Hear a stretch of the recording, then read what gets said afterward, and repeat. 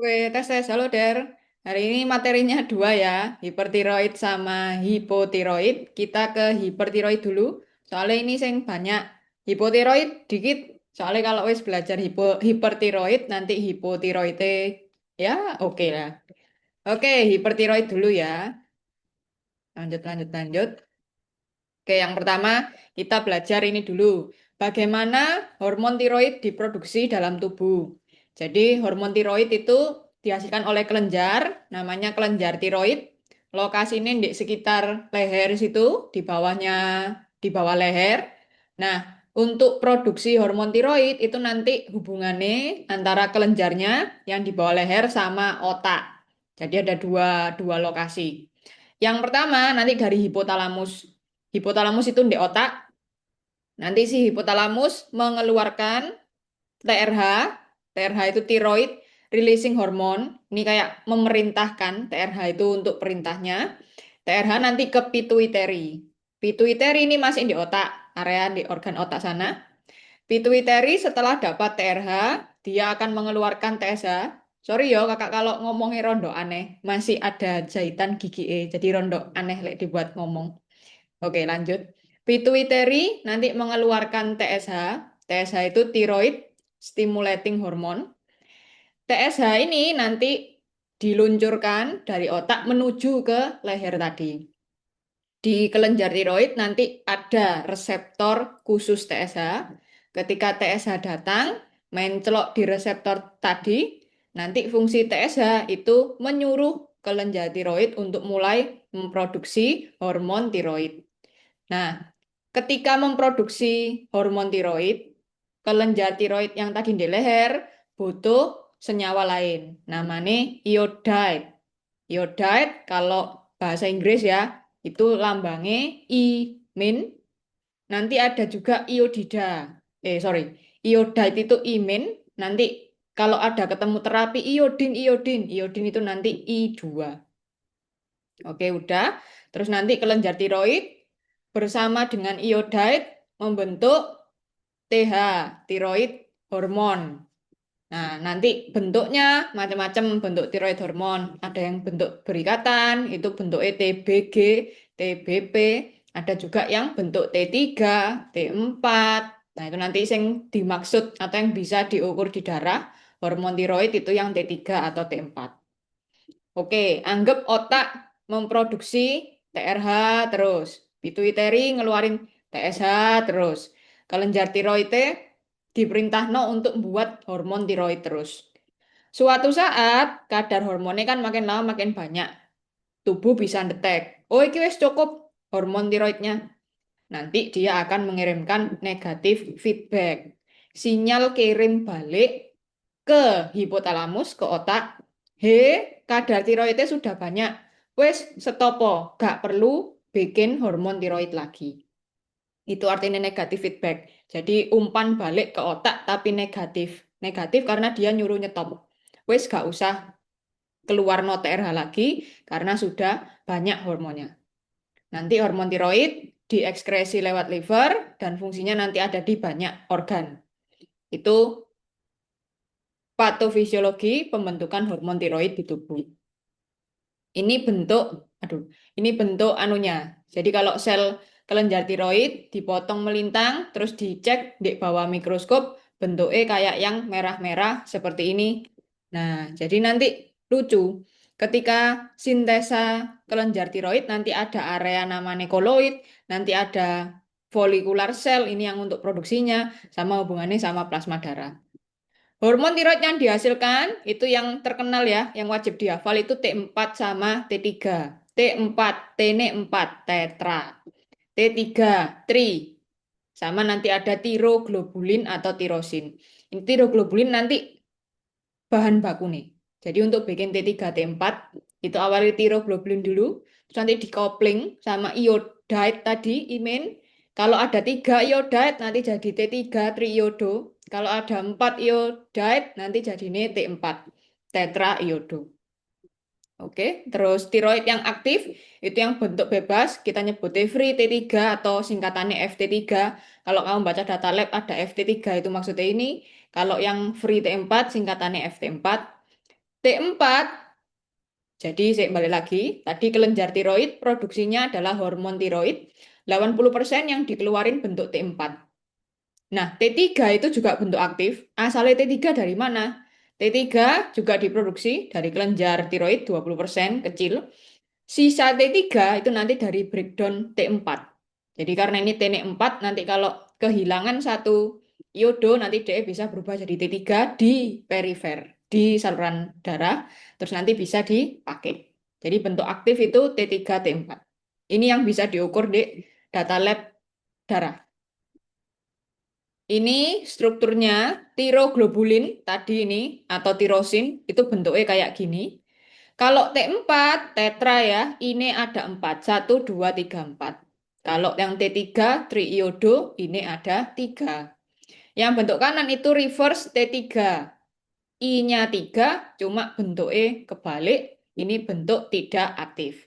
Yang aktif dan yang bisa diukur itu T4, T3. Tapi untuk membuat T3 atau T4 nanti asalnya dari tirosin atau tiroglobulin dulu. Nah, ini adalah proses sintesa hormonnya. Ini tempatnya banyak. Jadi plasma ini asalnya dari tadi hubungannya ambil otak ya toh.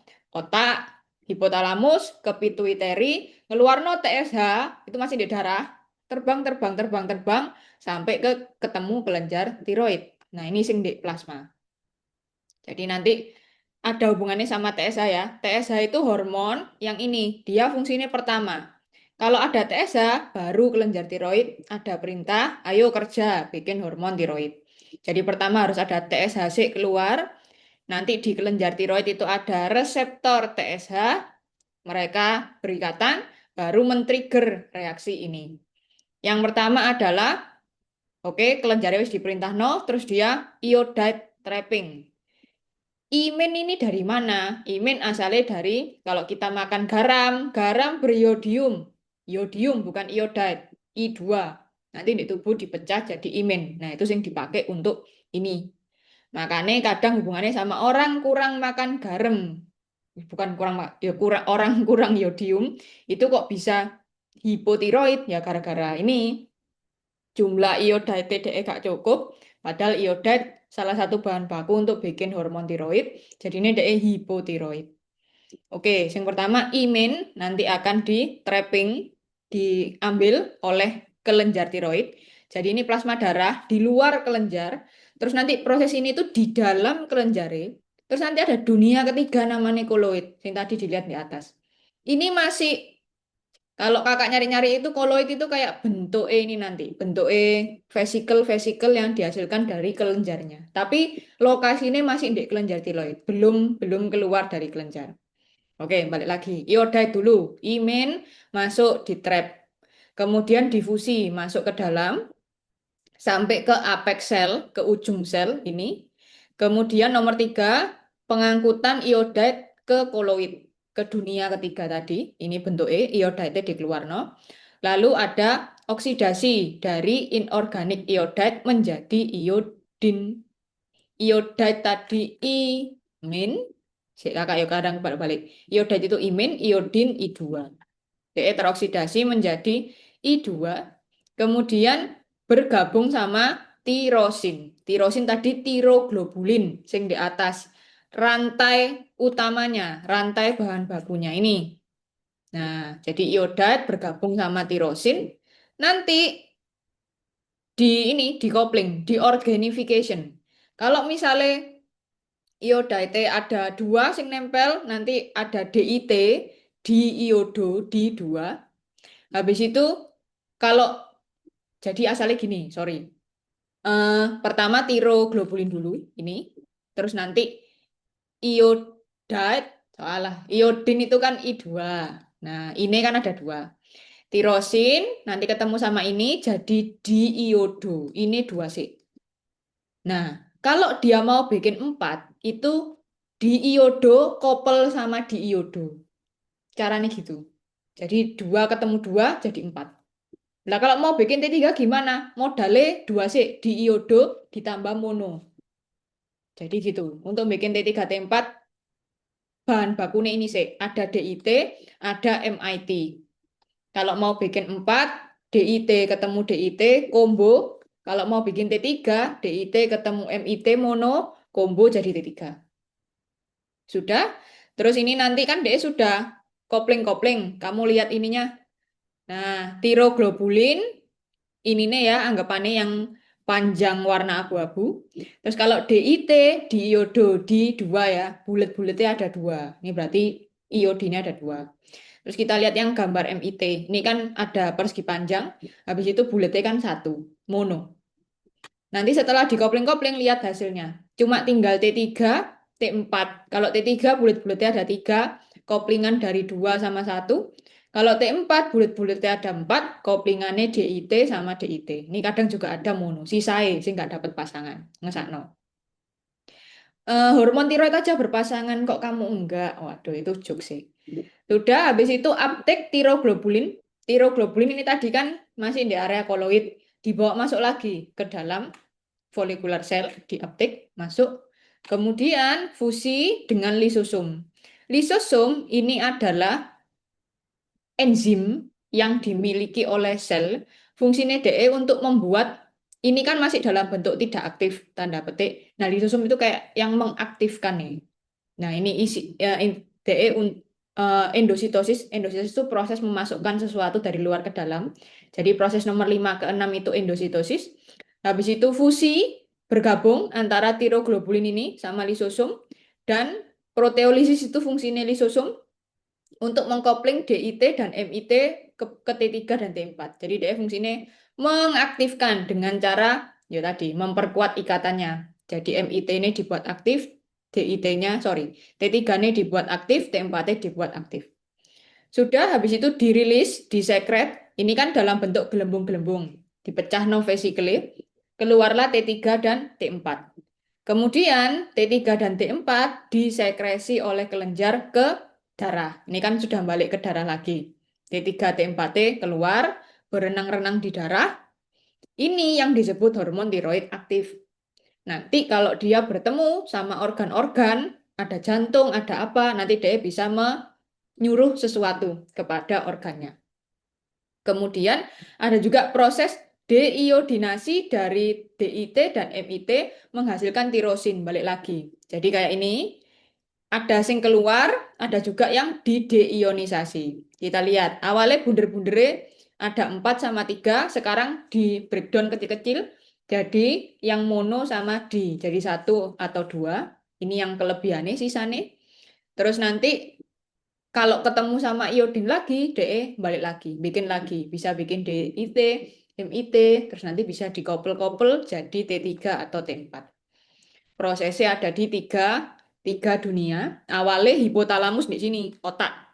Jadi di tempat jauh lagi, hubungannya di situ. Kalau sintesa tiroid. Ini juga sama, intinya cuma ini gambar yang lain. Yang pertama ini dia lebih lengkap. Ini awalnya menjelaskan dulu tiroglobulin. Kalau gambar yang atas kan ujuk-ujuk ada tirosin, ujuk-ujuk ada tiroglobulin. Tiroglobulin dari mana? Dari sini. Dari amino acid, asam amino, terus nanti ketemu sama RE. Ini zamannya dulu biologi molekuler, retikulum endoplasma. Ini organel yang fungsinya untuk sintesa ribosom. Protein, terus nanti dia digabung sama karbohidrat. Jadi penyusunnya tiroglobulin adalah asam amino dan karbohidrat menjadi vesikel. Vesikel-vesikel ini kayak gelembung-gelembung dikeluarkan. Kalau memasukkan sesuatu namanya endositosis, endo masuk. Kalau mengeluarkan sesuatu namanya eksositosis. Makanya tadi lambangnya ada kayak persegi panjang karena itu rantai asam amino nih. Terus dia dikeluarkan ke koloid. Koloid tadi dunia ketiga. Nanti kalau ketemu sama I, dia akan dibuat jadi DIT, DIT tadi. Nah, ini lanjutannya, ini dunia 1. Dunia 2 tadi gambar sing atas, ujuk-ujuk kan moro-moro ada iodin. Iodin masuk terperangkap. Terperangkap nanti DE keluar, gabung-gabung-gabung sama koloid jadi T3, T4. Nah, ketika nanti DE mau keluar ada hubungannya sama ini, enzim namanya tiroid peroksidase. Enzim untuk memotong atau untuk membantu ini sintesa T3 sama T4. Nah, terus ini tuh lanjutannya kayak gambar si atas. Jadi ini kan tadi di koloid itu tempat bergabungnya tiroglobulin sama iodin. Nanti bentuk T3, T4. Kemudian ini ceritanya gini, tanda panahnya ke bawah. Terus nanti kan tadi masuk lagi endositosis. Habis endositosis nanti ketemu lisosum. Habis itu dikopling, dipecah, nanti keluar, disekresi menjadi T3, T4. Nanti ada juga yang dipotong lagi, ini tiroglobulin cleavage dipotong lagi menjadi MIT, DIT, proses deionisasi. Nanti dipakai lagi membuat T3, T4 kalau ketemu sama iodin lagi. Dah. Kemudian ini mekanisme ketika TSH increase, which TSH increases the releases of thyroid hormone. Ini adalah keadaan-keadaan di mana meningkatkan produksi hormon tiroid gara-gara apa? Gara-gara ada peningkatan sensitivitas reseptor TSH terhadap TSH. Jadi ceritanya sebelum di sini dari pituitary ngeluarkan TSH, TSH nanti harus ketemu sama reseptornya, reseptornya ada di permukaan kelenjar tiroid. Ketika dia nempel, baru nanti kelenjarnya akan menginisiasi proses ini tadi. Nah, hal-hal yang meningkatkan sensitivitas, kalau sensitivitasnya meningkat, nanti produksi hormon tiroidnya makin banyak. Apa aja? Satu, peningkatan sintesa Tg. Nomor dua, peningkatan peroksidase. Kalau misalnya jumlah enzimnya banyak, nanti proses sintesisnya juga makin banyak.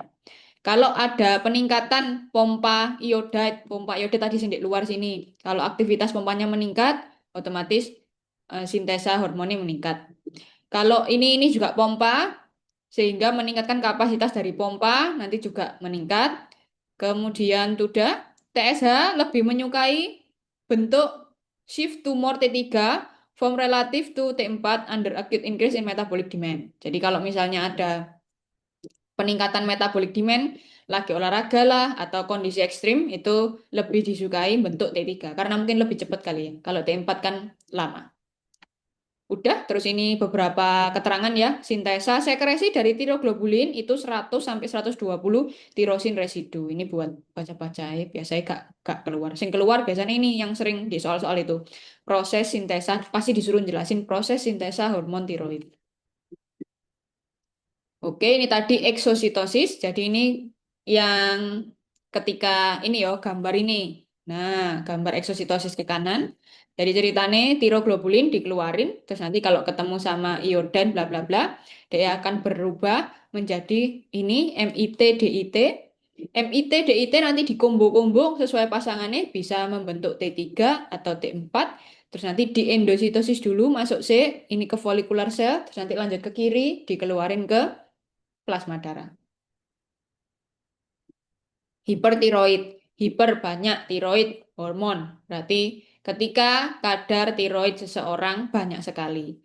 Ditandai dengan meningkatnya kadar T4 atau T3, ini tahu dari hasil lab. Menurunnya TSH, ini juga dari hasil lab. Atau munculnya simptom hipertiroid. Yang ini kelihatan mata, yang lainnya dari hasil lab. Apa sih ciri-ciri orang yang hipertiroid? Ciri-ciri yang spesifik sekali itu ini bulging eyes. Matanya kayak melulu, mendulu. Nah, itu cerita ciri-cirinya. Atau lehernya membesar. Tapi kalau leher membesar itu hipotiroid biasanya. Kalau yang hiper itu ini. Dan nanti ada gejala-gejala lain, kayak tremor, badannya kurus, BB turun, padahal gak lagi diet, jantung berdebar, itu nanti gejala-gejala hipertiroid. Epidemiologi banyak terjadi pada usia produktif, ya nanti dibaca-baca dewe yo biasa biasa ini. Wanita lebih banyak, terus ada pengaruh apa namanya genetik. Kondisi hipertiroid yang paling banyak bentuknya itu Graves disease. Nah, ini gara-gara autoimun. Autoimunnya nanti ini genetik-genetik ya, karena ada kelainan, jadi nanti imunnya dia itu bukan imunnya, kompleks antibodinya DE mengkoding menyuruh si kelenjar tiroid untuk memproduksi tiroid lebih banyak. Tapi gara-gara kompleks autoimunnya, nanti nih bahwa ada. Oke, faktor resiko dan etiologi. Kenapa sih seseorang itu kok bisa hipertiroid?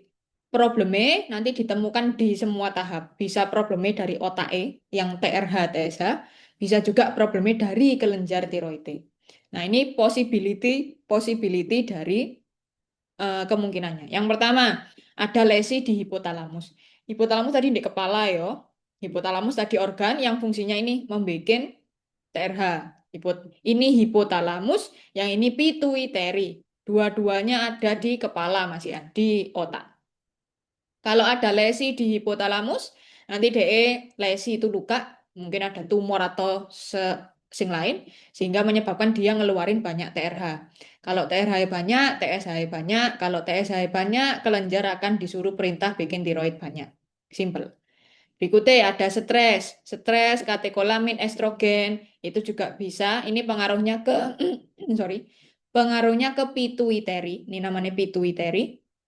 Sehingga nanti meningkatkan TSH. Kalau TSH ini banyak, kelenjar tiroid disuruh bikin hormon banyak, hormonnya banyak. Berikutnya, defek dari pompa iod tidak normal.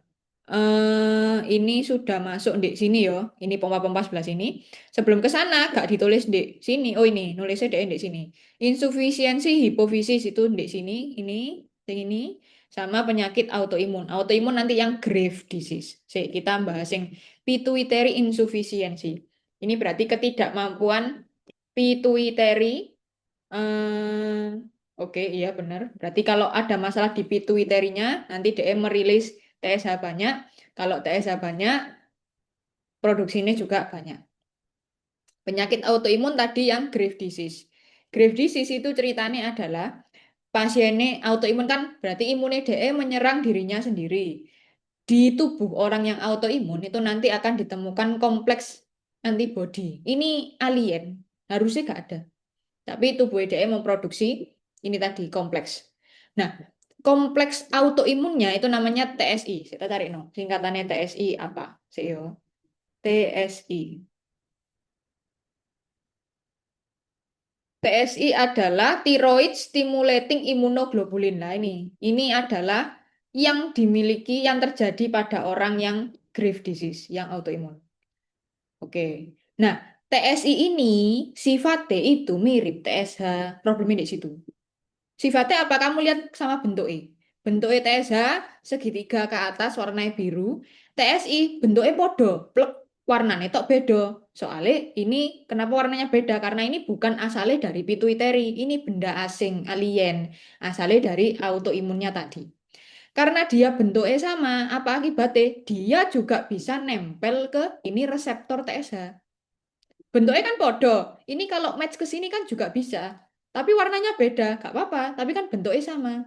Akibatnya apa? Karena DE bisa nempel ke sini, reseptor TSH itu pokoknya, oh kalau ada sing nempel di aku, bentuk kita sama, aku jalan nyuruh sele untuk produksi tiroid. Jadi TSI itu sifatnya mirip sama TSH.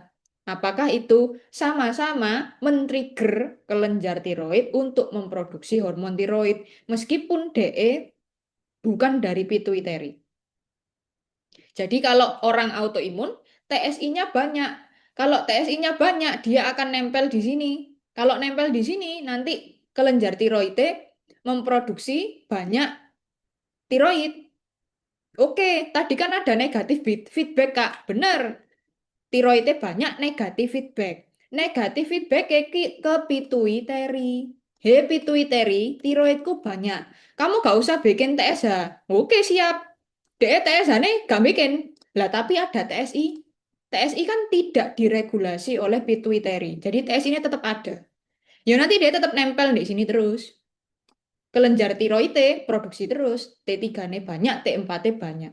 Itulah mengapa di atas ini dosenmu nulis ciri-ciri data lab orang hipertiroid. T3-nya banyak, T4-nya banyak, TSH-nya menurun.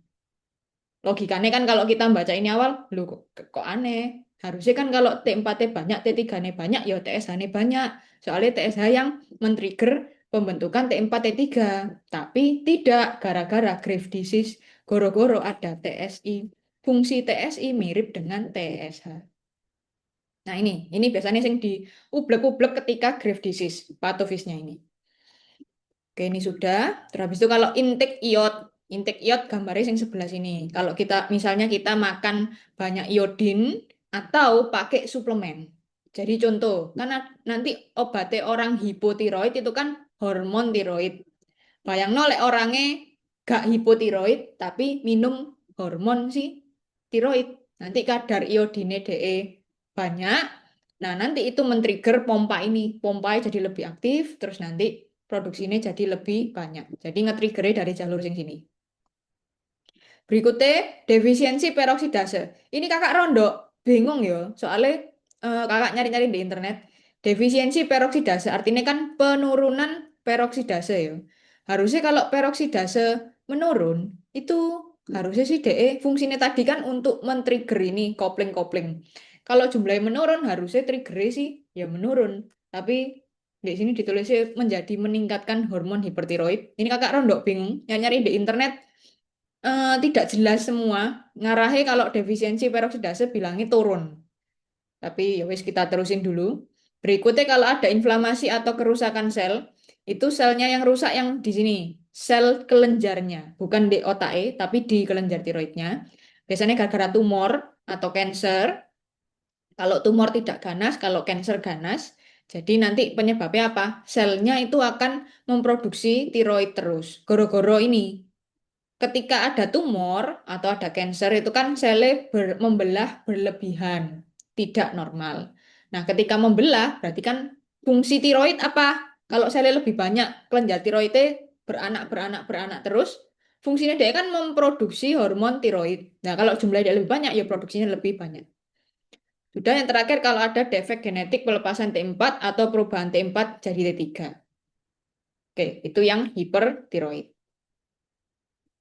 Ini penyebabnya. Penyebabnya yang paling banyak dibedakan ya, ada yang dari hipotalamus, otak atas, ada sing hipofisis, pituitary tadi otak sing bawah, ada juga faktor kelenjar ini yang di lehernya atau yang lain-lain. Yang dari hipotalamus hampir tidak pernah terjadi juarang. Kalau yang penyebab hipofisis tadi paling banyak tumor adenoma, berarti hipofisisnya kena tumor, DE membesar ukurannya, proliferasinya banyak, maka dia akan memproduksi banyak TSH. Kalau TSH-nya banyak, T3-nya banyak, T4-nya banyak. Faktor kelenjar berarti di kelenjare. Kayak tadi Graves disease, itu kan problemnya di kelenjare, bukan di otak. Gak ngaruh di otak, yang TSI tadi. Tumor itu juga di kelenjarnya. Kalau kelenjarnya yang kena tumor, nanti DE akan activity-nya jadi lebih banyak, T3-nya makin banyak, T4-nya makin banyak. Ini juga sama. Inflamasi juga sama, mekanismenya sama tumor. Yang lain-lain itu yang tadi. Kalau misalnya ini, nah orang mengkonsumsi obat yang mengandung banyak iodin atau orang yang enggak hipotiroid tapi minum obatnya orang hipotiroid. Nanti tubuhnya memproduksi banyak T3, T4. Sama nanti ada namanya CA atau kanker struma ovarium. Ovarium itu kan gak di tiroid, betul. Ovarium di rahim yo, cewek ovarium. Nah, kalau misalnya pada kondisi ini ada struma ovarium, itu ovariumnya sing problem, ada sel asing sing tumbuh di situ. Tapi anehnya sel ini itu kalau dia ada, dia akan mengkoding kelenjar tiroid untuk produksi banyak T3, T4, khusus struma. Jadi kalau ada orang kena ovarium, struma ovarium, T3-nya banyak, T4-nya juga banyak. Fungsinya apa? Ya nanti kalau misalnya ada pasien cewek, tadi kan kebanyakan terjadi di cewek ya. T3 banyak, T4 banyak, ya dokter mungkin perlu cek di sini. Ovariumnya gimana? Kalau ovariumnya normal, berarti problemnya lagi di kelenjar, ya di pituitary. Patofisiologi ini adalah fungsi hormon tiroid. Tadi kan wis belajar gimana sih bikinnya hormon tiroid, errornya tadi di mana. Sekarang fungsi hormon tiroid itu apa sih? Fungsi T3, fungsi T4. Fungsinya di banyak tempat. Yang pertama di metabolisme sel. Metabolisme sel itu berarti kegiatan sel untuk memproduksi energi. Tiroid, gampangannya kakak ngafalin itu hormon tiroid mempercepat metabolisme. Wis. Jadi membuat sel kita menjadi lebih aktif untuk bikin gula lah, bikin gula, menghasilkan ini namanya energi, sintesa protein. Jadi selnya disuruh kerja, gak boleh males. Itu kalau ada fungsinya hormon tiroid. Kalau di detail no, yang pertama ini, dia akan men-trigger transkripsi inti dari sejumlah besar gen. Nah, ini pertumbuhan dan respirasi sel oksidasi meningkat karena DE kerja banyak, butuh oksigen banyak. Yang kedua, DE meningkatkan sintesa protein. ukuran dan jumlah mitokondria bertambah. Mitokondria kan untuk nafasnya ya, untuk produksi energinya. Kalau jumlahnya banyak, produksi energi banyak, metabolismenya naik. Butuh energi banyak. Yang ketiga, meningkatkan transport aktif ion. Membutuhkan energi dan menghasilkan panas. Intinya, hormon tiroid di sel menyuruh selnya untuk bekerja. Yang kedua, dinutrisi. Karena tadi menyuruh selnya bekerja, metabolisme nutrisinya juga sama, lebih cepat. Jadi meningkatkan kecepatan absorpsi gula, penggunaan glukosa, glikolisis. Lisis pecah, glikogen. Glikogen itu cadangan energi di otot, jadi nanti dipecah. Karena ya itu fungsinya tiroid sih untuk merilis energi. Saya disuruh kerja pokoknya. Meningkatkan lipolisis, lisis pecah. Lipo itu cadangan lipid, jadi dipecah. Oksidasi lemak ditingkatkan. Jumlah kolesterol, fosfolipid, TG menurun, soalnya dibakar semua jadi energi. Meningkatkan kebutuhan vitamin. Makanya nanti salah satu gejala orang yang hipertiroid itu kurus. Bukan kurus ya, BB menurun walaupun dia gak diet. Gara-gara ini, tubuhnya tiroidnya banyak, selnya disuruh kerja terus. Cadangan lemak cadangan glikogennya dipecahi semua. Jadi dia ya BB-nya turun, wong dipecah semua. Itu efek pada sel, efek pada kardiovaskular, pada jantung-jantungan. Karena tadi semua selnya disuruh aktif yo. Yang atas tadi gak bisa milih sel di organ mana Kak semua. Jadi ngefeknya juga ke jantung. Sel jantungnya disuruh kerja terus. Tadi kan ketika kerja dia butuh oksigen. Jadi penggunaan oksigennya meningkat, denyut nadie naik, kekuatan denyutnya naik, tensinya juga bisa naik. Salah satu gejala orang hipertiroid deg-degan gara-gara ini.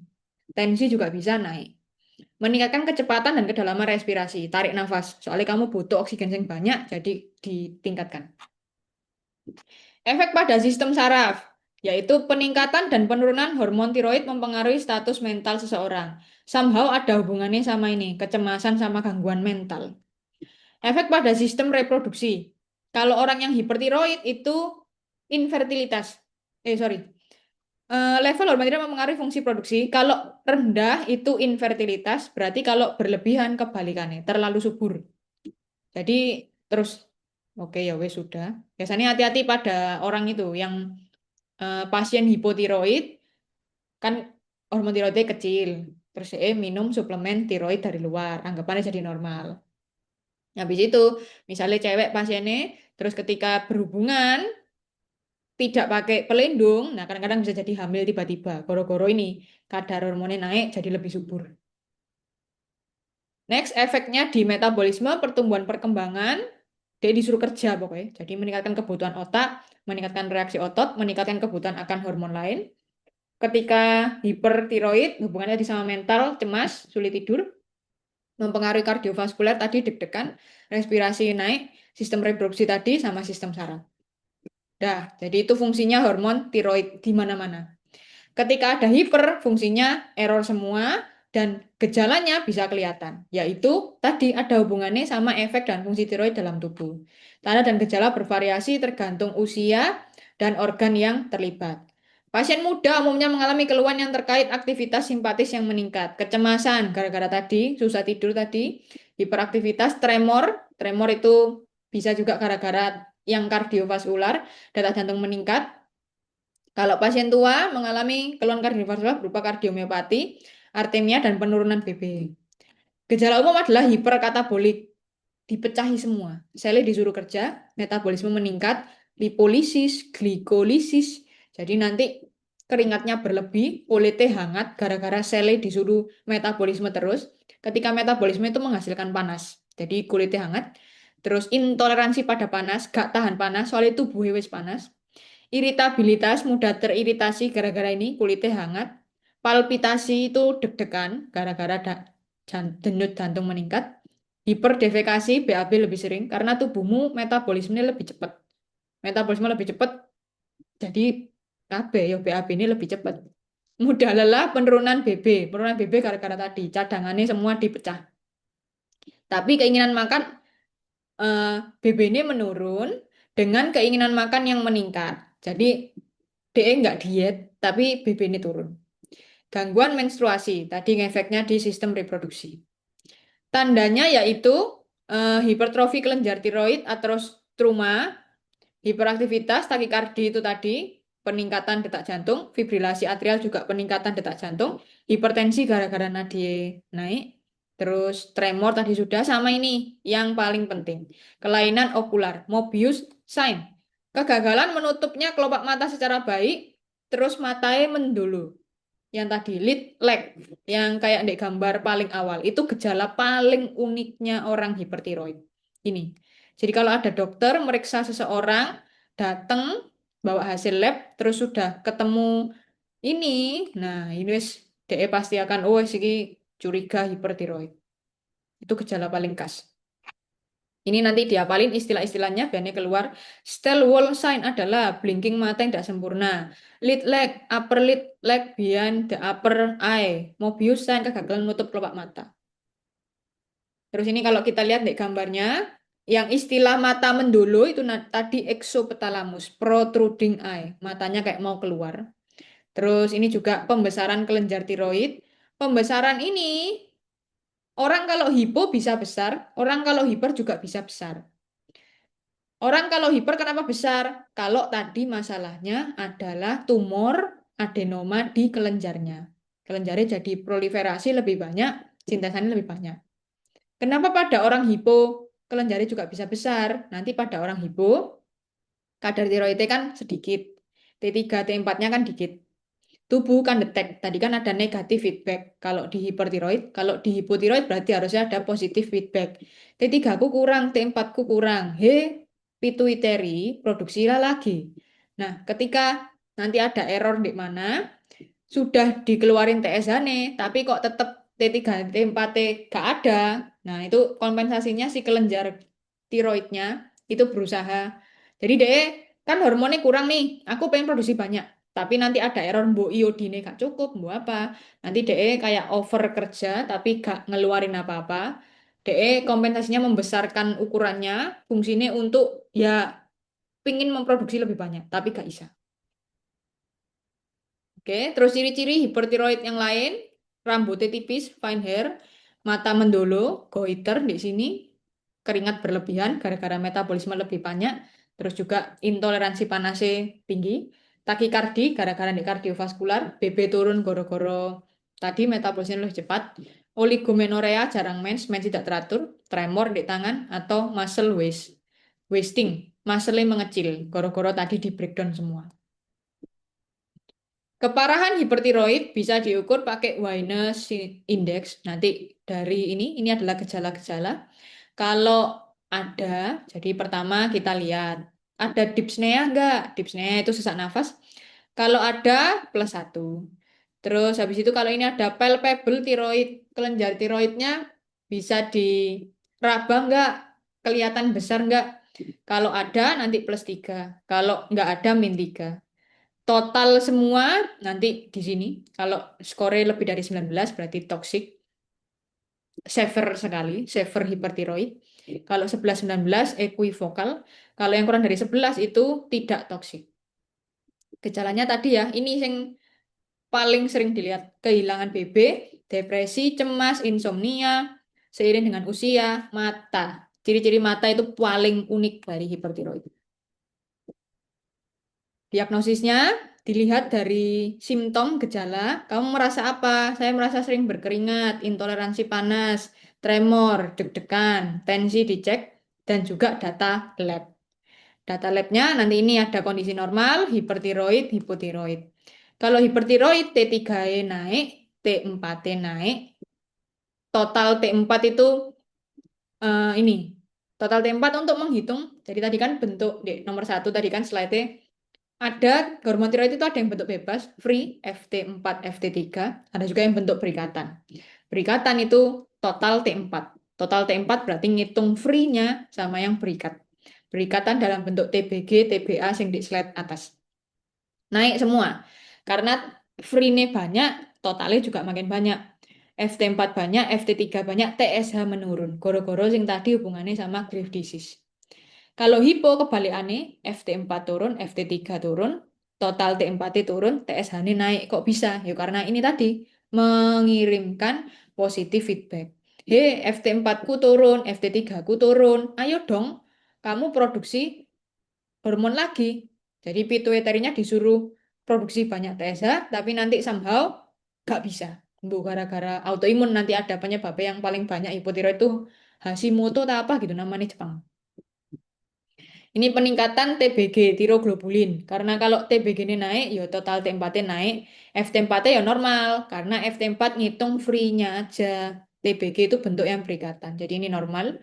FT3 nya naik, FTSH ini normal. Ini gak ada sih. Biasanya belajar dua, hiper sama hipo.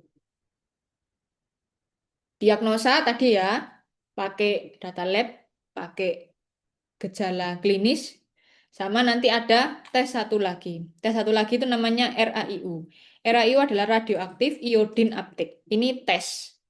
Orangnya kita uji, pakai, disuruh menelan obat nuklear. Soalnya dia kayak radioisotop. Iodin itu kan radioaktif ya. Jadi orang itu disuruh menelan iodin. Nanti iodin tadi fungsinya apa? Iodin tadi kan di kelenjar itu berfungsi sebagai salah satu bahan baku untuk produksi hormon tiroid. Jadi orangnya disuruh nelan iodin. Kalau nanti ketika dia nelan iodin, banyak sekali iodin diserap di kelenjarnya, itu berarti kita ngelihat activity kelenjar.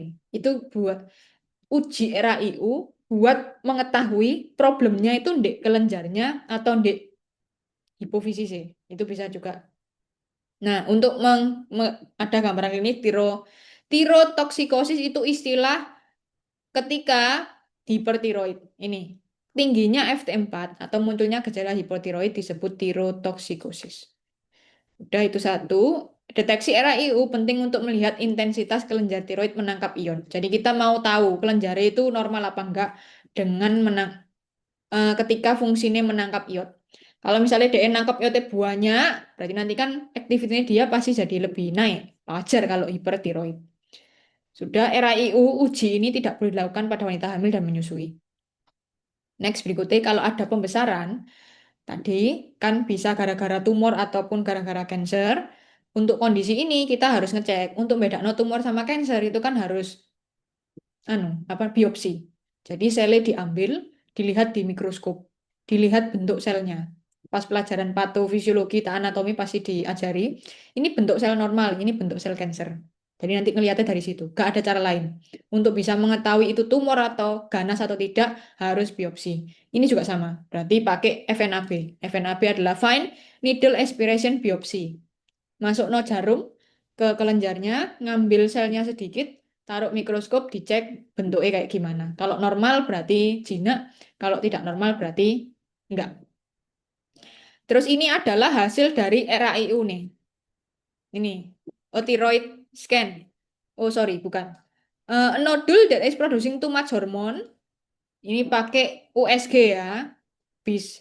Ada tiga istilah, hot, warm, cold. Hot itu kalau kelenjarnya memproduksi banyak hormon, terlihat gelap. Kalau cold itu enggak seitu, kalau warm, wah sini ya lah. Kalau hot itu ini, dia paling gelap ya, kelenjarnya kan gelap. Harusnya kelenjarnya ini, kayak butterfly. Jadi kalau gelap berarti hot, kalau warm itu setengah-setengah, kalau cold ini. Udah ini untuk mendeteksi resiko keganasan aja. Oke, ini DD, diagnosis diferensial. Dari hasil RAIU, tes yang tadi, nah kita bisa mengartikan hasilnya. Kalau misal hasil RAIU-nya tinggi, berarti kelenjar banyak sekali menyerap iodin, maka kemungkinannya itu ini, hipertiroid akibat TSH. TSH ini kalau banyak, aktivitinya dia banyak, nyerap iodinnya banyak kan, soalnya disuruh produksi terus. Stimulator tiroid di luar TSH, yaitu Graves' disease tadi. Graves' disease kan TSI. TSI bentuknya sama, nempel di reseptor, kelenjar disuruh kerja banyak. Agar dia bisa kerja banyak, dia harus nyerap banyak iodine. Hipertiroid akibat kelenjar tiroid adenoma tumor. Kalau kelenjarnya membesar tadi, selnya lebih banyak, aktivitasnya dia makin banyak, dia menyerap iodin makin banyak. RAIU rendah ketika hasil TC penyerapan iodinnya tinggi, kemungkinannya adalah penyakit inflamasi, jaringan tiroid ektopik dari kanker ovari. Eh, jadi kan penyebabnya dari luar, dari kansernya, makanya RAIU ini rendah, atau sumber eksogen. Ada orang yang pakai suplemen tiroid dari luar. Jadi, yo kelenjarnya gak kerja. Kalau kelenjarnya gak kerja kan penyerapan iodinnya kecil, tapi kok tiroidnya bisa tinggi? Yo karena dia pakai hormon tiroid dari luar yang tablet itu. Jadi langsung naik aja kadarnya tanpa kelenjarnya yang bikin. Diagnosis tambahan bisa pakai USG atau FNAB. Tadi ya FNAB buat biopsi, nentukan dia ganas apa enggak.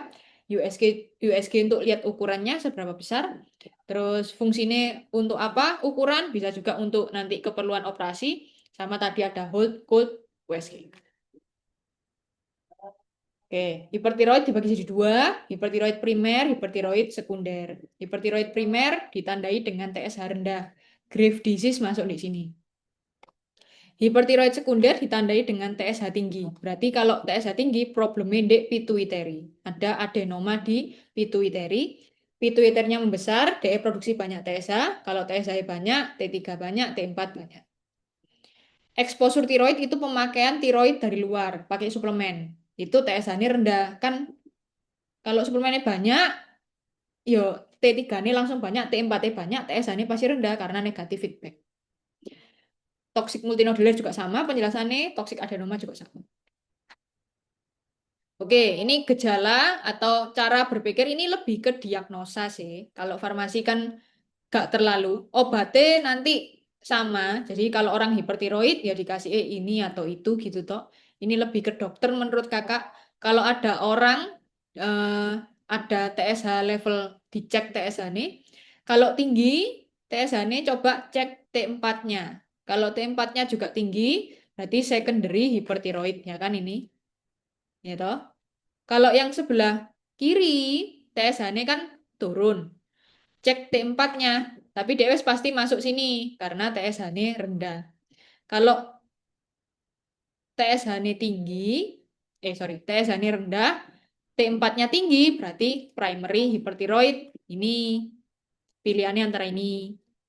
Kalau TSH-nya rendah, T4-nya normal, diukur T3-nya. Kalau T3-nya juga normal, tapi TSH-nya turun, itu mungkin lagi ini pregnancy atau non-thyroid illness penyakit yang lain. Kalau misalnya TSH-nya rendah, T4-nya normal, T3-nya tinggi, cuma T3-nya tok itu namanya T3 toksikosis. Kondisi ketika T3-nya tok. Harusnya kan tadi hipertiroid itu T3, T4 kompak sama-sama tinggi. Kalau ini gak T3-nya tok. Terus kalau yang tadi primary hyperthyroid, nanti kita cek thyroid uptake-nya. Ini pakai tes RAIU tadi. Kalau RAIU-nya low, dicek tiroglobinnya, tirosin. Kalau low, berarti dari hormon luar penyebabnya hipertiroid. Kalau naik, berarti dari iodid exposure, bisa pakai iodid banyak. Atau sing ini gak jelas, kakak kurang tahu yang ekstra glandular. Terus kalau yang ketika tiroid uptake-nya tinggi, RAIO-nya tinggi, berarti nanti kesimpulannya, pilihannya bisa Graves' disease atau ini adenoma, keganasan di kelenjarnya. Dah, ini kondisi hipertiroid yang diikuti dengan RAIO meningkat. Oke, akibat TSH, RAIO meningkat tadi yang ini ya, yang ini, RAIO meningkatnya sebelah kanan. Oke, hipertiroid akibat TSH. TSH tadi sudah. TSH disintesis di hipofisis, betul. Dari prekursor subunit alfa dan beta. Subunit alfa terdiri dari ini. Subunit beta unik dan spesifik untuk FSH dan membentukkan aktivitas biologis dengan berkonsumsi dengan subunit alfa. Hipertiroid akibat induksi TSH ditandai dengan ini tanda ketika TSH-nya tinggi. Pasti pembesaran tiroid, peningkatan FT4 jelas, peningkatan konsentrasi TSH imunoreaktif, bukti hipermetabolisme periferin dari gejala tadi, keringatnya banyak, terus metabolismenya banyak, BB turun, dan sebagainya. Masalah kedua, ketika RAIO-nya tinggi, bisa gara-gara adenoma hipofisis. Pituitary-nya membesar, tumor, memproduksi banyak TSH. Kalau TSH-nya banyak, kelenjarnya dipicu untuk bekerja banyak. Kalau dikasih RAIU, DE akan mengikat banyak iodin karena butuh untuk kerja banyak. Gitu. Biasanya disertai dengan pengeluaran hormon prolaktin. Ini ciri khasnya. Hormon prolaktin itu hormon pertumbuhan sehingga menyebabkan pada cewek. Sehingga tadi menyebabkan gangguan mens goro-goro ini. Pada orang yang tiroidnya banyak, prolaktinnya banyak, menyebabkan mens tidak teratur. Pasien menunjukkan gejala klasik itu tadi, sing mata membesar, protruding eye, tremor, dan tanda tirotoksikosis. Tirotoksikosis itu kondisi T3 naik, T4 naik. Ya semua tadi, keringat, tremor, tensi naik, itu semua ini. Resistensi hipofisis terhadap hormon tiroid. Kelainan yang jarang. Resistensi hipofisis itu negatif feedbacknya tidak bekerja. Jadi DE akan tetap sintesa TSH gara-gara mutasi gen, tapi jarang. Graves disease tadi sudah ya, DE gara-gara autoimun. Nanti menyebabkan TSI, munculnya TSI. TSI itu fungsinya kayak TSH atau ini TSI, ada juga istilahnya TSAB, thyroid stimulating antibody. Mirip kayak TSI penjelasannya. Jadi dia bisa berikatan sama reseptor TSH, terus mengaktifasi sinyal ini. Jadi kerjanya cara yang sama seperti TSH. Jadi TSAB itu sama kayak TSI. Dah. Perbedaan Graves dan adenoma hipertiroid. Kalau Graves sama adenoma, T3 banyak, T4 banyak, TSH turun. Terus nanti bedakannya gimana? Bedakannya adalah dari deteksi autoimun ini. Bedanya di situ. Kalau dia ada autoimun, nanti ada kompleks antibody ini. Kalau centang berarti Graves. Kalau enggak berarti tiroid adenoma. Beda noy dari situ tok. Soalnya lainnya sama. Cirinya ya sama, treatmentnya juga sama, tapi karena ini adalah autoimun, nanti obatnya obat hipertiroid plus obat autoimunnya yaitu steroid.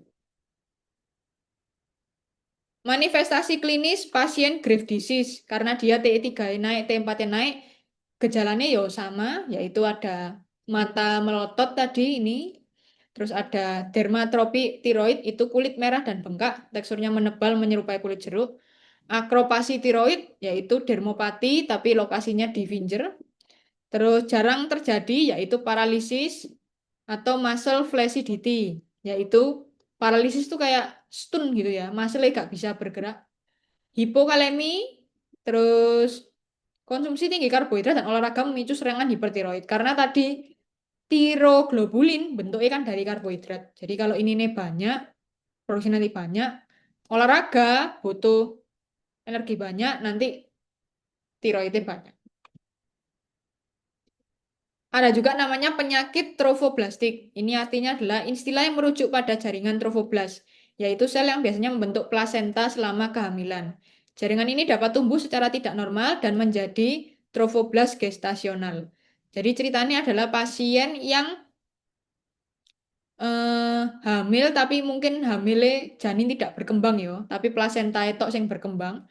Nah, ternyata si plasenta itu kan bisa menghasilkan hormon HCG. HCG itu hormon sing untuk nentukno orang ini hamil apa enggak. Pakai tes stick itu deteksinya HCG. Jadi yang punya HCG adalah ibu hamil. Yang menghasilkan HCG adalah plasenta. Pada orang yang hamil tapi janin tidak berkembang, itu kan janinnya mati tapi plasentanya berkembang toh. Maka hormon HCG NDE akan banyak. Nah, HCG itu menstimulasi reseptor TSH. Jadi HCG itu sifatnya cara kerjanya sama dengan TSH. Menyebabkan kelenjar mensintesa banyak hormon tiroid. Pada ibu hamil memang kecenderungannya hormon tiroidnya lebih banyak, tapi mungkin gak terlalu kelihatan soalnya DE masa tubuhnya juga membesar. Jadi kayak pengenceran. Masa tubuh DE makin besar, kalau kelenjarnya produksi lebih banyak, kedetek di darahnya mungkin gak banyak soalnya masa tubuh yang gede, cairan plasmanya DE menggede. Kenapa kok banyak? Karena bayinya ya tubuh butuh tiroid maybe ya, jadi untuk DE metabolisme. Nah, tapi kalau pada kondisi janin tidak berkembang, ya ini jadi ganggu kan. Nanti tiroidnya jadi lebih banyak. Sudah. Toxic adenoma. Ini berarti cancer ya. Tumor yang menghasilkan hormon tiroid T3, T4-nya lebih banyak. Eh, ada pembesaran kelenjar bisa jadi. Terus untuk menyebabkan bedain dia ganas atau enggak harus pakai aspirasi. Kalau dia membesar, fungsi kelenjarnya lebih aktif, produksi hormonnya lebih banyak. Multinodular goiter. Goiter itu tadi istilah untuk kelenjar tiroid. Multinodular berarti ada banyak nodul. Nodul itu folikel ini. Folikelnya patogenesisnya mirip dengan adenoma. Jadi ada hiperplasia, pembesaran banyak kelenjar. Nanti menyebabkan mutasi juga karena ini aneh yo alien. Nanti ketika banyak nodul berarti produksi NDE lebih banyak. Ini adalah hipertiroid gara-gara RAIU rendah.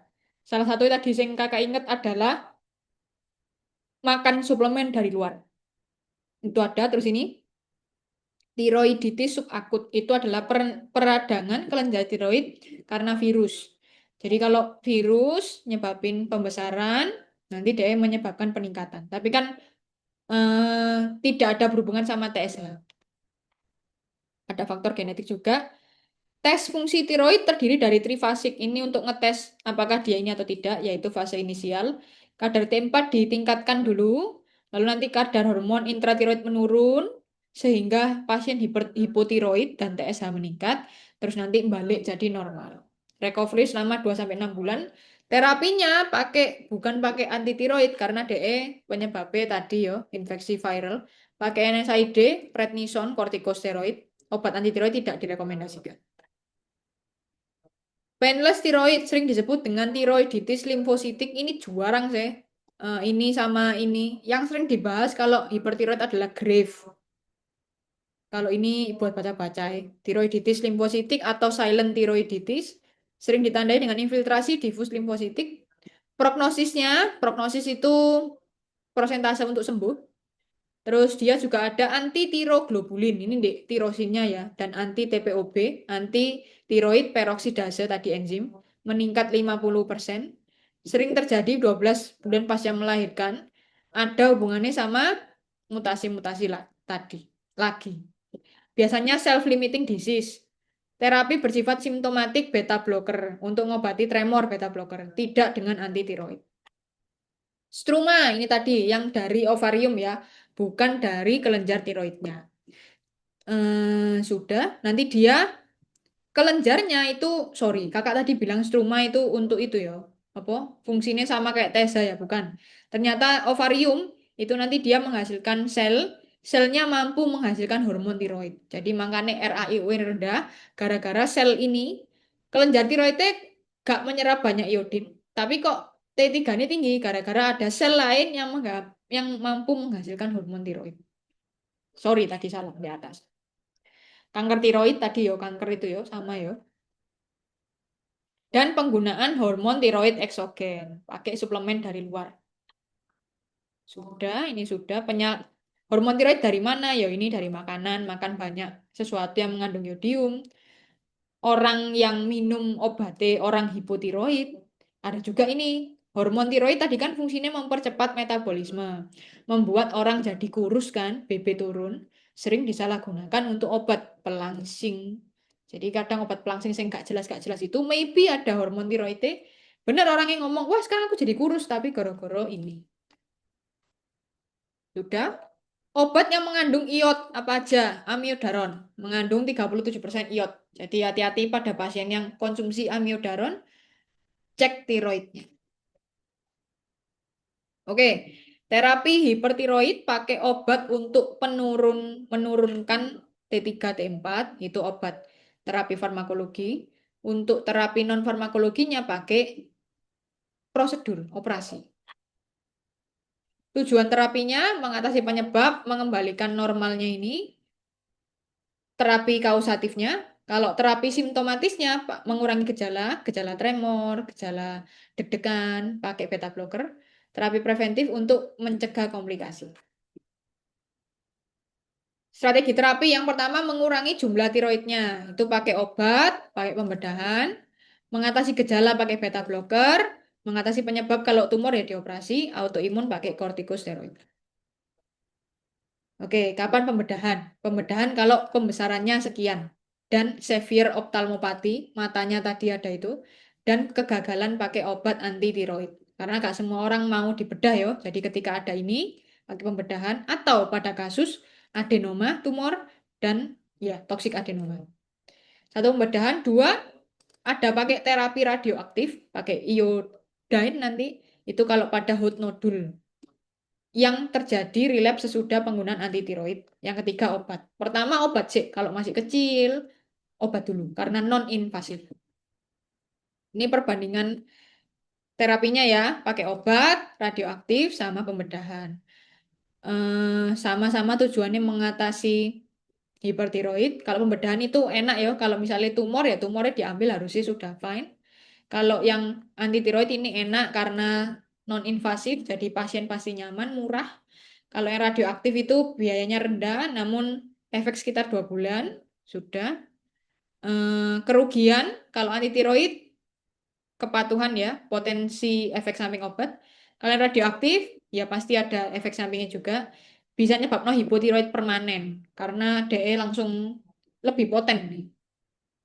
Terus kalau yang pembedahan kerugiannya invasif, terus dia nulisnya paling murah untuk jangka panjang. Bener sih, karena sekali sekali habis itu ya wis. Terus bisa juga hipotiroid permanen karena kelenjar tiroidnya diambil. Nah, kalau kelenjarnya gak ada ya orangnya hipotiroid. Jadi biasanya orang-orang yang setelah dioperasi hipertiroid itu dicek tiroidnya. Nanti kalau dia hipo, dia dikasih obat orangnya hipotiroid. Oke. Sama ini ya nanti dicek-cek ya. Terapi pada kehamilan. Soalnya obat anti tiroid ada yang bisa untuk trimester tertentu. Nah, kalau nggak bisa berarti dibedah. Oke, pembedahan. Tadi indikasinya ketika ukurannya besar, terus tidak efektif dengan anti tiroid, terus sudah sih. Pasien grave disease dengan RAI rendah ketika ada malignansi, bla bla bla. Nanti dibaca-baca dewe yo yang ini yo. Pembedahan juga. Nah, cara pembedahan dibedah bisa total kelenjarnya diambil semua atau near total, masih ada sisa sedikit.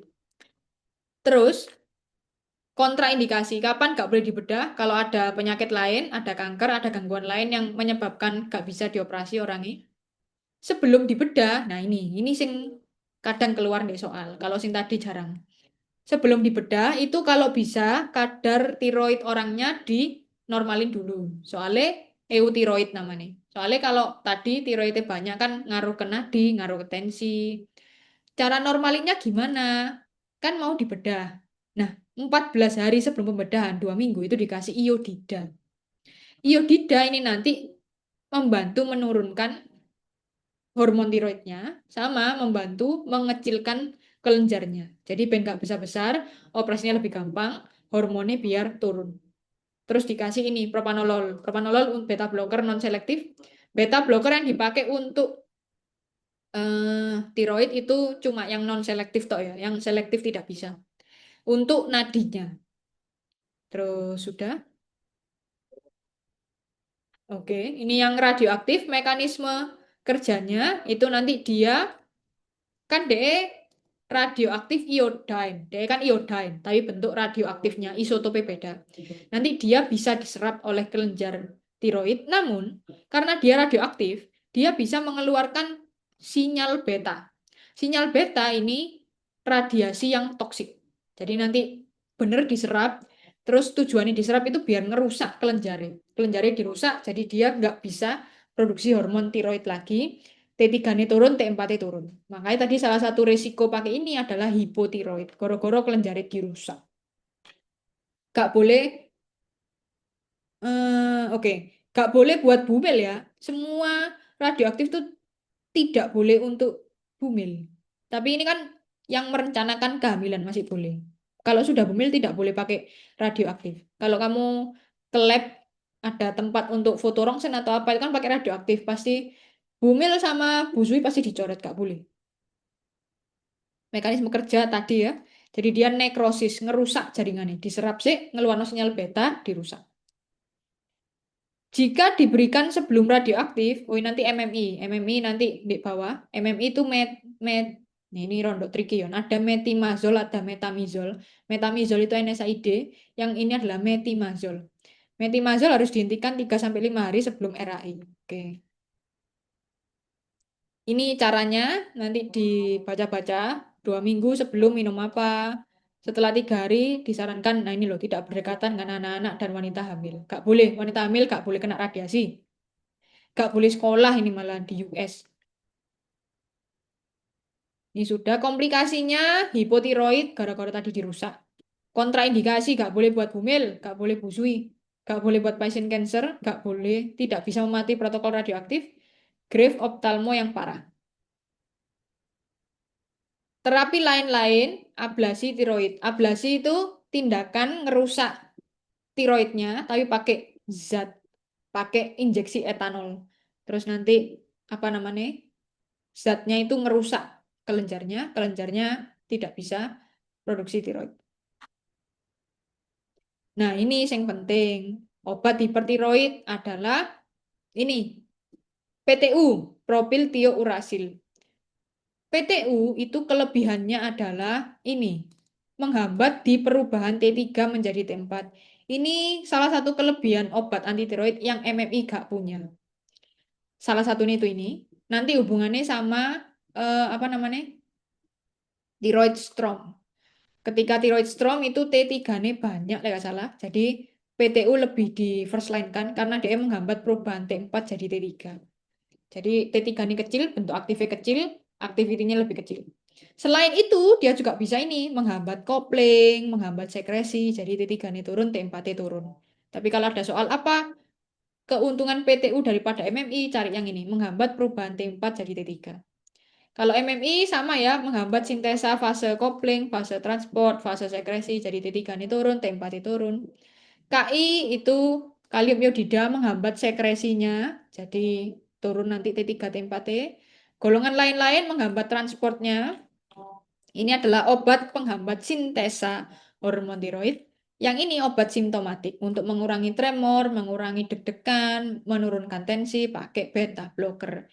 Beta blocker non selektif. Dia bisa menurunkan nadi, menurunkan tremor, dan juga bisa menghambat T4 jadi T3. Fungsinya untuk di thyroid storm. Obat kausatif lainnya, kalau misalnya ada autoimun, berarti pakai kortikosteroid. Terus kalau ada, ya ini obat yang lain ya, kalau ada apa, pakai NSAID. Kalau ada tadi penyebab tiroid yang gara-gara virus, berarti nanti pakai, atau antibakteri, pakai itu, antifungi, NSAID, antiinflamasi. Ini gak penting. Yang penting ini, beta blocker sampai atas. Ini ada gambar menggambarkan di mana kerjanya obatnya. PTU MMI itu B, C. Berarti dia kerja di part ini ya, B sama C. Ini. Ini di koloid tadi sing gambar atas. Jadi dia mencegah kopling.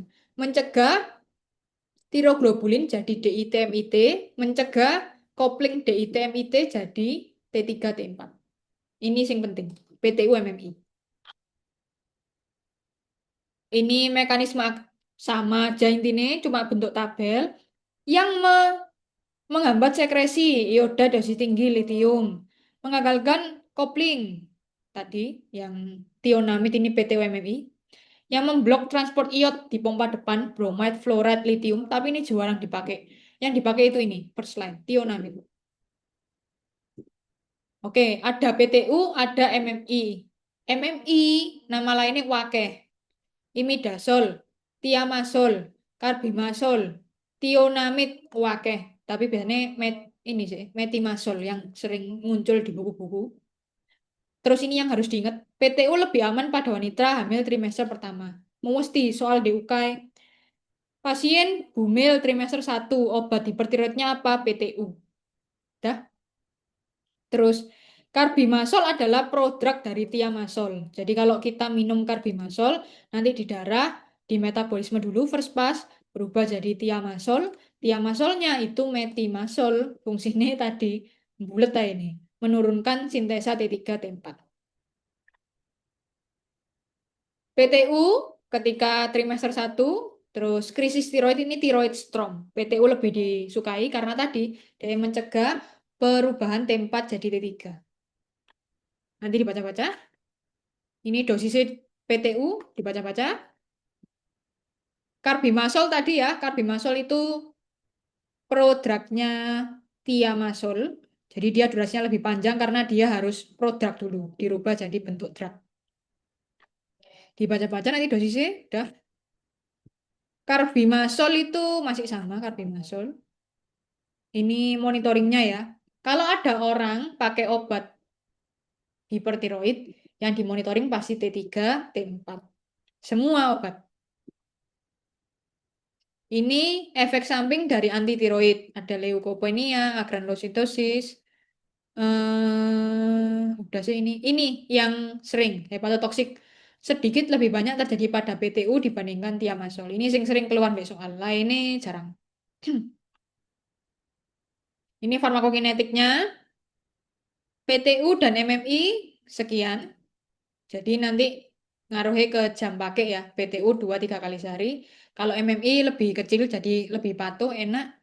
Efektivitas terlihat 4-8 minggu, 1 bulan. Pengecekan hormon biasanya sebulan sekali kalau di BPJS. Ini dosisnya nanti dibaca-baca. Oke, durasi pengobatan antitiroid panjang 1-2 tahun. Untuk cek data labnya kalau di BPJS sebulan sampai 2 bulan sekali. Setelah dosis inisial ini kita follow up 6-12 bulan. Ini algoritmanya ya. Jadi kalau ada hipertiroid, biasanya gara-gara Graves' disease, pakai obat antitiroid dicek dulu 4 minggu sebulan. Dicek T3, T4, TSH. Terus nanti hasilnya gimana? Eh, First line itu PTU atau MMI. Wes itu sih. Plus, jadi orang yang hipertiroid obatnya banyak. Pasti dapat antitiroid, pasti dapat antisimptomatik kalau dia ada gejala. Beta blocker itu untuk simptomatiknya dan dia punya efek spesial. Khusus propanolol nadolol mengeblok perubahan T4 jadi T3. Terus beta blocker itu bukan, jadi gak bisa pakai ini tunggal ya. Tetap harus ada anti tiroidnya. Beta blockernya itu untuk tambahan. Jadi dia adalah kombinasi dengan anti tiroid, RAI atau yang lain. Dosisnya nanti dibaca-baca, tidak menurunkan TSAB, jadi dia tidak menurunkan TSI, tidak menurunkan stroma. Oke, nanti dibaca-baca. Ini jarang keluar biasanya.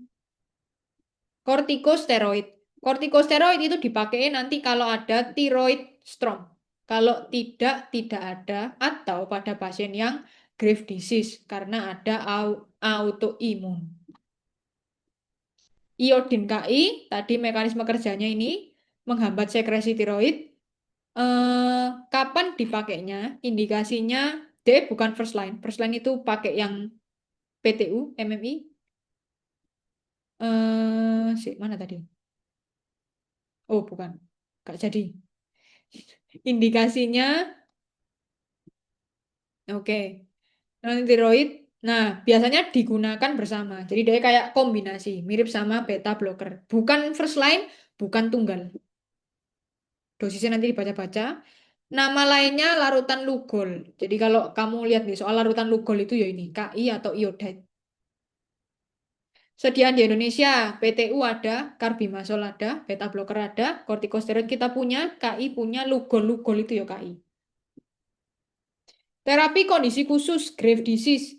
Graves itu juga pakai, tadi kan di atas ada, terapinya Graves itu yo apa anti tiroid, yo beta blocker, kadang bisa radioaktif tapi bukan first line, bisa surgery juga. Tapi syaratnya tadi yo, surgery ada yang ukuran besar, bla bla bla, nanti dibaca-baca lagi. Oke, ini sudah. Kapan pakai anti tiroid? Pada pasien Graves adalah pasien yang potensi remisi besar. Remisi besar itu kesembuhannya bagus. Orang tua, pasien yang tidak bisa mengikuti radioterapi, misalnya tadi bumil, bla bla bla kan nggak boleh. Pasien dengan operasi leher, karena nggak bisa dioperasi lagi. Atau moderate sampai severe grave ophthalmopathy. Kalau ada hipertiroid kehamilan, RAI nggak boleh. pembedahan nggak boleh, jadi pakai anti tiroid. Anti tiroidnya nanti lihat trimester. Kalau trimester 1 pakai PTU, trimester yang lain pakai MMI. Wis, itu tok. Yang dari semua ini menurut kakak sing dihafalno itu tok. Soalnya yang keluar di UKAI itu tok. Tapi kalau buat presentasi atau buat dosenmu kan biasanya detail ya. Nanti bisa dicek-cek lagi. Kalau kehamilan pertama, trimester pertama pilih PTU. Udah, karena lebih aman dari teratogeniknya sama dari hepatotoxiknya. Kalau trimester 2 sama 3 pakai metimazole. Kalau hipertiroid pada neonatus iki yo wane yo. Bayi ada yang hipertiroid, kakak juga baru tahu. Pakai anti tiroid juga, PTU atau MMI. Bisa dua-duanya. Dosisnya sekian. Hipertiroid subklinik ditandai dengan penurunan TSH, T3, T4 normal. Ini ya lucu ya. TSH ini turun, T3 ini normal, T4 ini normal. Karena ini normal, mereka tidak menyebabkan gejala. Makanya namanya subklinik. Tadi kan kalau T3, T4 tinggi ada gejala tremor, kok demam, tremor, keringat. Nah ini tuh dia nggak ada. Gejalanya nggak ada, tapi hipertiroid karena TSH-nya rendah. Ini pakai ini. Perlu sementara itu perlu tidaknya terapi pada pasien ini tergantung risiko kardiovaskular dan kesehatan tulang. Jadi lihat-lihat. Multinodular atau adenoma, adenoma itu tadi pembesaran yo, tumor atau kanker pakai pembedahan atau ablasi atau RAI. Ini harus dianukan soalnya. Kan dia membesar, jadi harus ditekan. Soalnya kalau obat anti tiroid gak bisa mengecilkan ukurannya. Terakhir ini thyroid storm. Thyroid storm itu kondisi orang hipertiroid yang heboh. Cirinya apa? Ada demam. Ini cirinya kalau ada orang hipertiroid plus demam itu disebutnya thyroid storm. Ini emergency. Jadi harus ditangani dengan cepat. Pakai apa? Pakai PTU. Karena tadi PTU ada keuntungannya yaitu mencegah perubahan T4 jadi T3.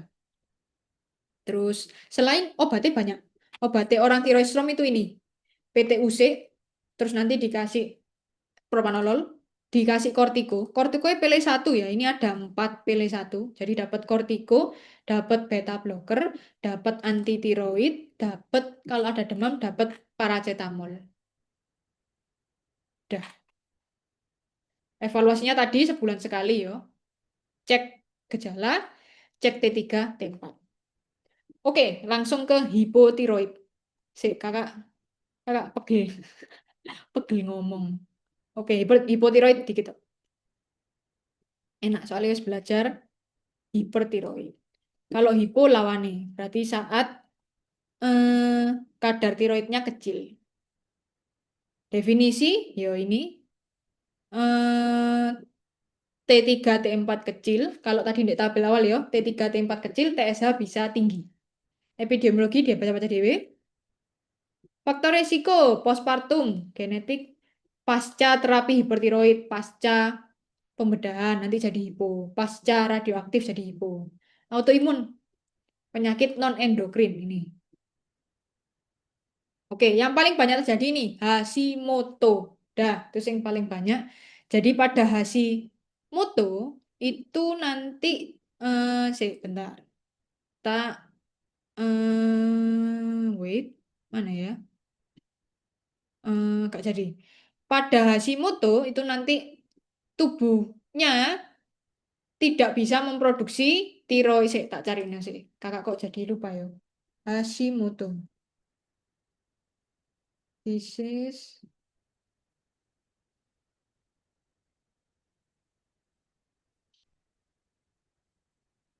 Oke, nah kalau Grave itu kan eh, imunnya TSI kan. Kalau Hashimoto itu tubuhnya autoimun, menghasilkan autoimun yang menyuruh attack. Jadi malah menghancurkan kelenjar tiroidnya. Kalau kelenjar tiroidnya dihancur, no, T3 ini turun, T4 ini turun.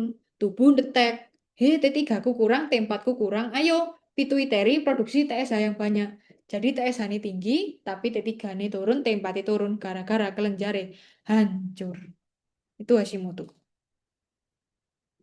Iatrogenik adalah kondisi khusus atau efek buruk yang disebabkan secara tidak sengaja oleh tindakan perawatan atau saran medis. Yang tadi yo, gara-gara operasi. Yang ini jarang terjadi. Kurang iodium, yang tadi kakak cerita, kurang garam, defek enzim. Defek enzim ya kan? Kalau defek enzim tuh enzim peroksidase harusnya hipotiroid. Hipoplasia tiroid, kondisi perkembangan organ tidak sempurna. Kalau kelenjar tiroid tidak sempurna, kerja dia tidak sempurna, hormon tiroidnya turun. Ini hipotiroid primer. Hipotiroid sekunder itu jarang terjadi, namun perlu dicurigai pada pasien T4 menurun dan TSH juga menurun atau normal, libido menurun, bla bla bla bla. Penyebabnya adalah hipofisis, tumor, atau penyakit hipotalamus tumor.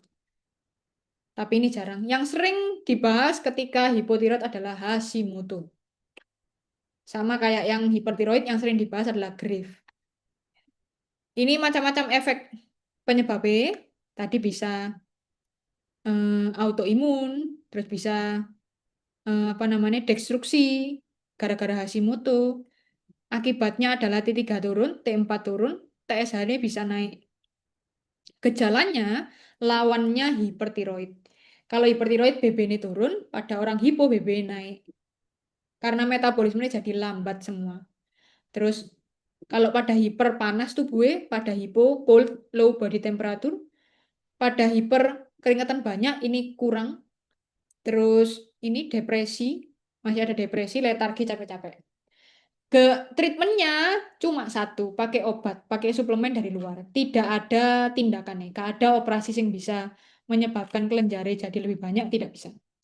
Diagnosa dari gejala dan cek lab. T3 turun, T4 turun, TSH naik. Ini adalah ini untuk diagnosa. Jadi lebih ke dokter ya. Kalau farmasi apapun hipotiroid obatnya podo semua. Tak lewati ya, nanti dibaca-baca sendiri. Terus ini tadi Hashimoto autoimun nanti menghancurkan kelenjar tiroidnya. Kalau tiroidnya hancur, nanti dia nggak bisa produksi hormon tiroid. Ini tadi penyakit iatrogenik yang disebabkan karena hal lain-lain, pasca radiasi, pasca dipotong, pasca operasi, nanti tiroidnya turun. Atau pasca terapi menggunakan tionamid dosis tinggi. Oh, ternyata pakai MMI PTU dosis tinggi bisa nyebabkan ini. Atau pakai obat-obatan yang menyebabkan hipotiroid, yaitu litium. Amiodaron itu tadi katanya di PPT1 menyebabkan hiper, ini kok menyebabkan hipo, ini aneh, Bu. Terus sudah, kalau yang hipotiroid sekunder tadi kan jarang yo. Gara-gara penyakit hipofisis yang disebabkan oleh destruksi tirotropin. Jadi kalau hancur nanti gara-gara pembedahan atau radiasi hormon tiroidnya turun karena tirotropinnya turun. Ini adalah sel yang menghasilkan TSH. Jadi turun ya. Terus kalau atropi tiroid, atropi itu pengecilan. Jadi kalau kelenjarnya mengecil, sekresi hormonnya pasti lebih kecil. Pembesaran hipotiroid tidak selalu identik dengan tumor, namun bisa karena hiperplasia akibat. Nah ini loh, sing kakak cerita tadi, kenapa kok orang hipotiroid ini juga bisa besar, gara-gara ada kompensasi. T3 ini turun, T4 ini turun, TSH ini tinggi, tapi kok kurang. Dia memperbesar diri. Fungsinya pengen pengen sekresi lebih banyak, tapi gak bisa. Gara-gara mungkin tadi, wis sih, gara-gara ini kompensasinya. Gara-gara misal Hashimoto, bla bla bla. Manifestasi klinik lawannya hipertiroid ya, himpil. Jadi kebalikannya tok. Kamu ngafalin satu aja. Ngafalin yang hipertiroid, hipo itu kebalikannya semua. Dingin, makan sedikit, BB naik, BAB kurang, kulit kering, pupil kontraksi, bradikardi, nadi turun, tensi turun. Ini adalah gambarnya orang hipotiroid. Jadi lehernya bisa besar, penumpukan cairan. Tujuan terapinya mengembalikan normalnya kadar T3 dan T4. Terus sudah dan mengurangi gejala. Oke, nanti terapinya pakai ini. Obatnya levotiroxin. Sama diceknya nanti tiap 4 minggu, tiap sebulan.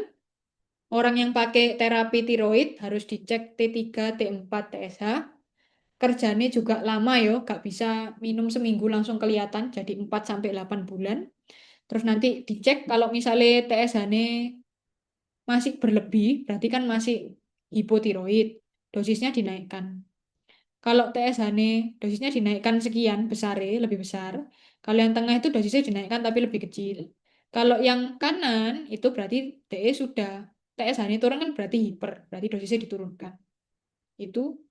Terus ini kondisi spesial ya, yang membutuhkan spesial atensi. Hati-hati pada anak-anak, orang dengan kardiak kompromis, amiodaron, karena amiodaron tadi bisa mengacaukan kadar tiroid. Nah, ini obat-obat untuk hipotiroid adalah kita kasih T4, kita kasih T3. Namanya T4 L-tiroksin, namanya T3 liotiroksin, T3 T4 liotrix gabungannya. Ini yang sintesis, ini yang alami dari binatang. Yang keluar di soal yang ini. Pilihan pertama pakai L-tiroksin. Pakai T4 dulu. Karena tadi T4 kalau di tubuh bisa dirubah jadi T3. Kalau T3 yang dikasih tidak bisa berubah jadi T4. Liotronin juga bersifat short acting, jadi minumnya 3 dd1. Terus potensi belum pasti. Liotrix memiliki rasio T3 T4 4:1. Ini kan kombinasi. T4-nya 4, T3-nya 1. Sudah, kurang bisa diprediksi, high cost, mahal. Bisa memicu tirotoksikosis.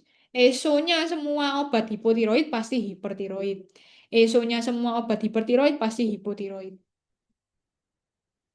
Ini sediaannya ya. Jadi kalau tiroglobulin ada yang 32 mg, 65 mg, 100 mg. Nanti dicek-cek. Terus ini komennya. Yang first line yang L-tiroksin. Pedoman terapi tiroid di Indonesia. Yang pertama pasti pakai ini dulu. Terus digunakan untuk Hashimoto, digunakan untuk goiter non-toksik, karsinoma juga. Natrium tiroksin untuk terapi pemeliharaan. Dosis awal ini, dosisnya nanti dibaca-baca. Dosis pemeliharaan sudah. Pada bayi dan anak, dosis tiroksin untuk hipotiroid bawaan dan juvenil sebaiknya diliterasi. Oke. Oke, dibaca-baca. Oke, ini ya. Kondisi hipotiroid pakai ini dosisnya. Penekan TSH, dosisnya ini. Pada kanker tiroid atau penyakit gondok. Kalau yang awal ini. Myxedemia koma. Siapa ya ini? Myxedemia koma. Myxedemia koma. Myxedemia adalah komplikasi langka yang mengancam jiwa dari hipotiroid kronis yang tidak diobati. Oh, ini adalah komplikasinya. Jadi kalau hipertiroid tadi ada tiroid storm, kalau komplikasinya hipotiroid ada myxedemia koma. Nah, nanti dosisnya pasti lebih besar karena ini kondisi sudah komplikasi, sudah hipotiroid berat. Kongenital. Oke, ini adalah hipotiroid gara-gara kongenital, gara-gara kelainan bawaan bayi-bayi biasanya. First line LT4, satu-satunya obat untuk hipotiroid kongenital selama 30 hari. Untuk bayi kurang dari 2 minggu, itu dosisnya. Dah. Natrium tiroksin, bentuknya tablet dan infus, dikonsumsi ini sebelum sarapan. Terus bagi anak-anak yang sulit menelan tablet ini, tablet bisa dihancurkan, berarti boleh ya, dicampur air putih. Jangan mencampur tablet dengan makanan atau susu. Sudah, cara pemberian ini oral ya, boleh dihancurkan, harus rutin minumnya, nggak boleh bolong kalau bisa. Hati-hati interaksi obat. Liotironin, liotironin tadi yang T3 ya, ya T3. First line T4, ini yang T3 untuk hipotiroid, gondok, myxedemia juga, dosisnya sekian. Tapi ini bukan first line ya, ini second line berarti. Pada ibu hamil, kalau ibu hamil boleh pakai obat ini. Kalau tadi yang hipertiroid, hati-hati milih trimester. Hashimoto juga boleh pakai obatnya, plus karena dia ada autoimun, berarti pakai kortikosteroid. Ini adalah hipotiroid lama yang sudah tidak terkontrol, sudah komplikasi. Pakainya harus dosis lebih besar. Monitoringnya 4 bulan, cek TSH, T3, T4. Udah, sama efek samping, sama cek gejala. Oke, udah. Semoga yang banyak di hipertiroid sih kalau buat belajar tiroid. Terus Graves' disease yang hipertiroid, yang hipo itu Hashimoto, belajar obatnya sama belajar sintesa hormon tiroid. Wis soal pasti keluarnya di situ. Monitoring terapi sama ESO ya. Tadi di PPT yang hipertiroid ada ESO-ESO. Nah, itu dibaca-baca ESO-nya. ESO yang paling terkenal untuk obat hipertiroid itu hepatotoksik. Sama wis itu toh hepatotoksik lainnya minor-minor. Oke, semoga bermanfaat lesnya. Sorry kakak banyak ngomongnya rondo aneh dan banyak menelan ludah. Soalnya sih gak enak mulutnya. Terus udah sih, semoga lancar kuliah sama presentasinya. Yang malaria juga ya, semoga lancar presentasinya. Sampai jumpa lagi lain waktu. Dadah.